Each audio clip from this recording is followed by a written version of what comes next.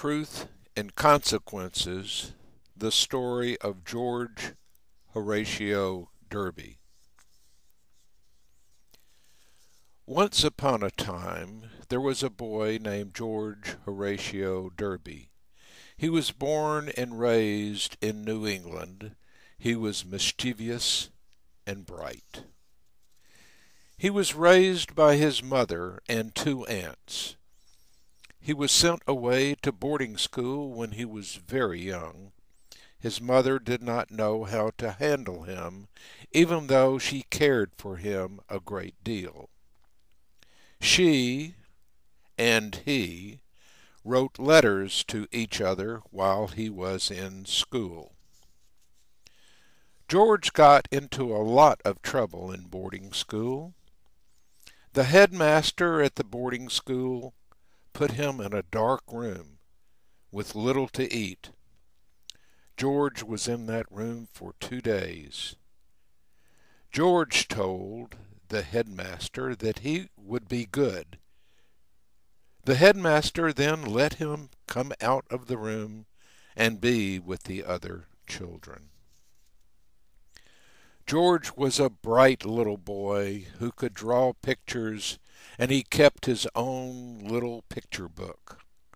Some of the pictures were very naughty. George would use a lot of different names called pseudonyms when he would write humor. The names he mostly used were John Phoenix and Squibob.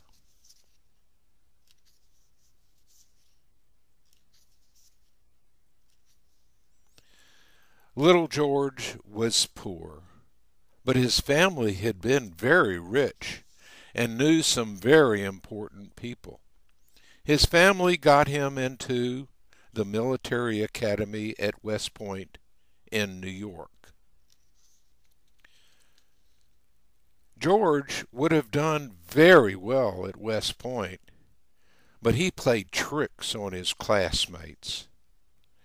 One of his classmates got mad at George and cut him with a sword. Poor, cut-up George got sent to the infirmary.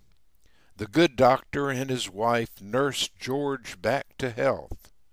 They saw the goodness in George, and he saw the friendship in them.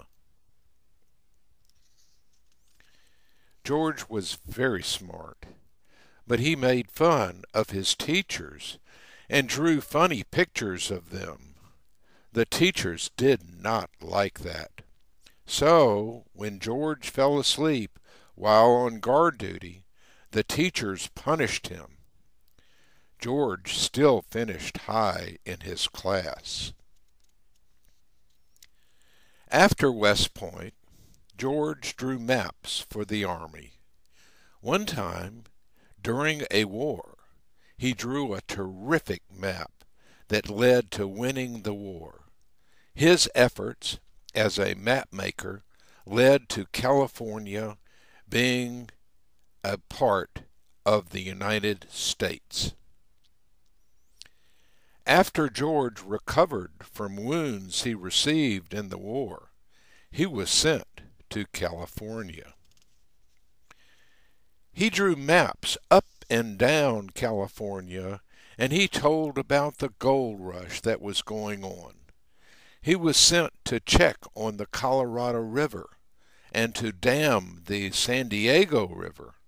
He did all of these things, and he did more.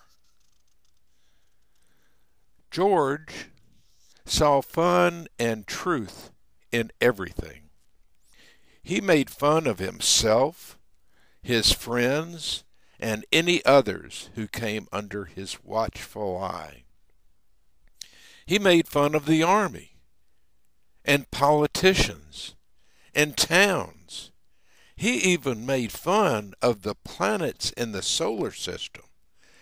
Everything was fair game for his wit. His bosses did not like his jokes. Fun to him was not fun to them. The doctor and the doctor's wife who helped him at West Point remained George's good friends, also their daughter, Lily, who later chased fire trucks. George was sent to the Northwest to build roads. He was then sent to the Florida Gulf Coast to build lighthouses. George wrote stories, funny stories, for newspapers and magazines. These stories made people roar with laughter. George saw humor in almost every situation. In truth, there is humor. He saw that, and he could draw the humor and write about it.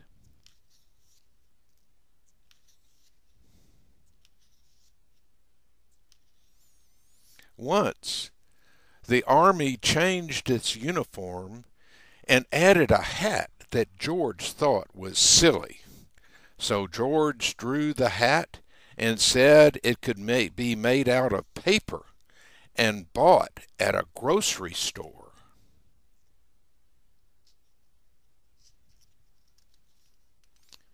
Alas, George died very young, yet his maps, his stories, and his wit live on. He was true to his wit, and he always knew that his truth had its consequences.